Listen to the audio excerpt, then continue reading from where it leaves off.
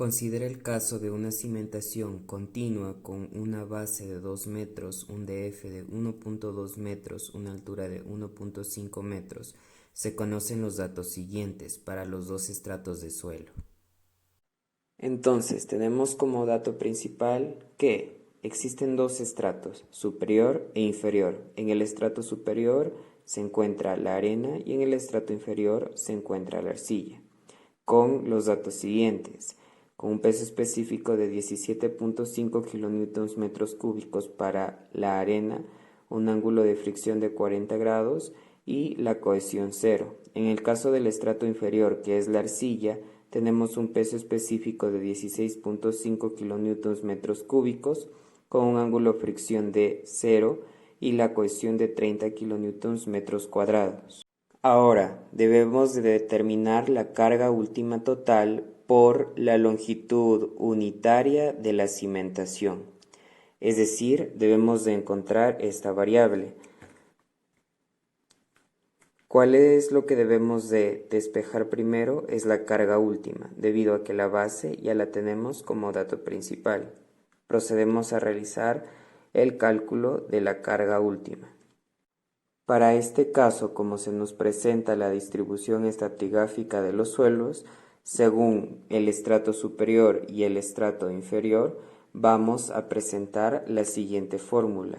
El cálculo de la carga última, que va a estar en base a las dimensiones de la base y la longitud, con la cohesión de nuestro segundo estrato, además del peso específico de la primera, la altura desde la base hasta el siguiente estrato, la relación de base y longitud, la altura desde la superficie del suelo hasta la base, la altura desde la superficie de la base hasta el siguiente estrato, KS, que lo vamos a ver a continuación cómo lo calculamos, y de tal manera el peso específico con la profundidad ya antes mencionada. Esta es la fórmula con la que vamos a trabajar.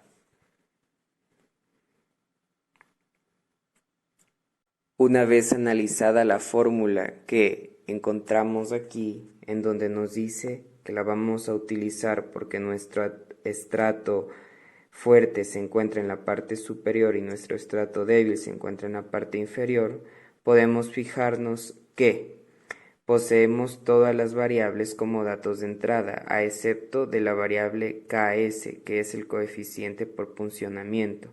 Para ello necesitamos despejar y calcular la siguiente fórmula en función de las características mecánicas del suelo del estrato 1 y del estrato 2.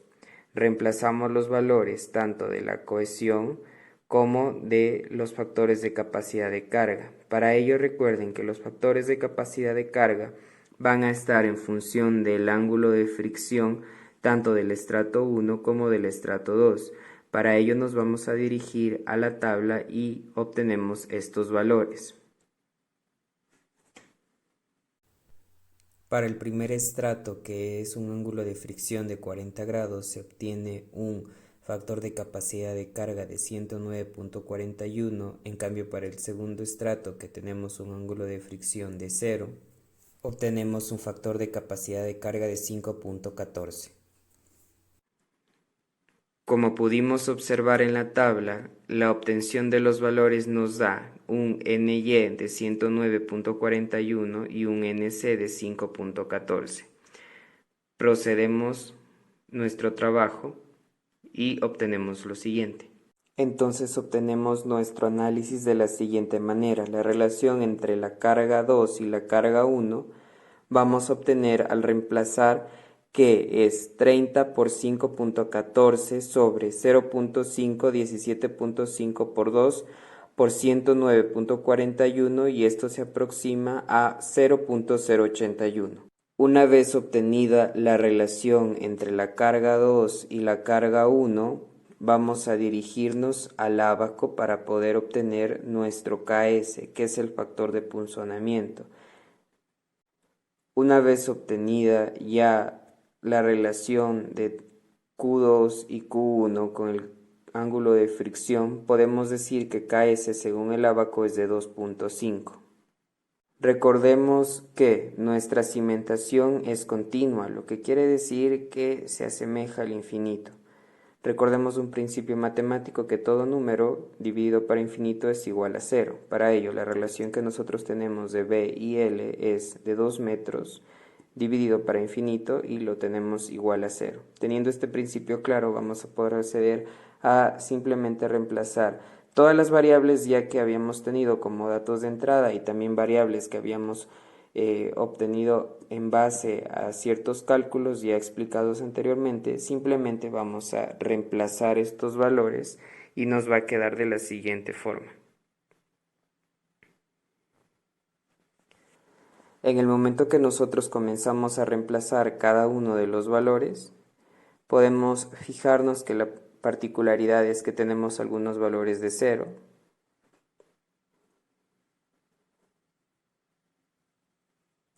y esto es por la relación que antes se había explicado. La fórmula con la que estamos trabajando es la que se muestra ahora en la pantalla.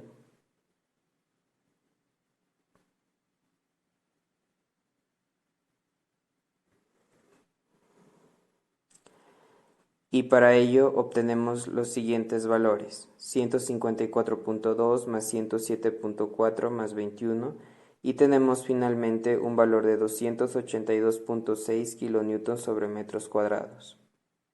Ahora, un principio que debemos de tener claro que nuestra carga última debe de ser menor o igual a la carga total. Para ello comenzamos a realizar una comprobación y simplemente el momento que nosotros reemplazamos todas las variables en esta fórmula,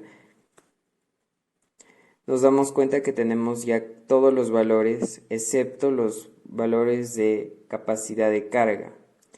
Para ello nos dirigimos a la siguiente tabla en función a nuestro ángulo de fricción.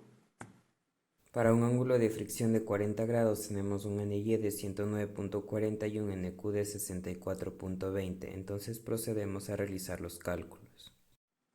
Además nos hacen falta nuestros valores de los factores de forma. La particularidad tenemos que estos dos valores de B y L es 0, entonces simplemente estos dos factores van a quedar 0 y tenemos que es igual a 1 más el valor de 0 y tenemos los factores de forma que van a ser igual a 1. Ahora, reemplazando todas las variables ya antes obtenidas en esta fórmula,